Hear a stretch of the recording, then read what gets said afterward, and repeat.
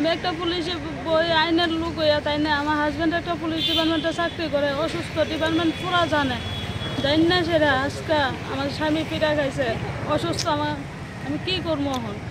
আমরা বাইরে ওষুধের লাগে মেডিসিনের লাগে বাইরে মেডিসিন ঘুরতে আসি, মেডিসিনের দোকান বন্ধ 12:30 থেকে 1টার মধ্যে।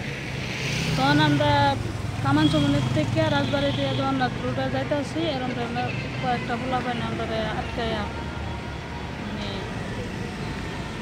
হঠাৎ করে আমার জামাইয়ের পিঠা আরম্ভ করছে। আমি গেছি ধরতাম আমারও পিঠা যা তা গালি গেলাম। এরপরে চেনটা আমার জামাইয়ের ধরতাম গেছে, পরে গলার থেকে 2.5 ভরি ওজনের গলার চেন লয়ে গেছে।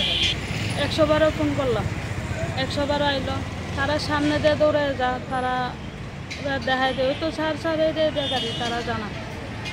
এরপর তারা আসলে লগে লগে তারা ধরছে না, আয়া পড়লো। এরপরে আবার গেলাম মহিলা থানাত গেছি, মহিলা থানাত লিখিত রাখছে, রাখতে আবার পাঠাইছে পূর্ব থানাত গেলাম। পরে পূর্ব থানাত কেউ অন্য অফিসারই নেই।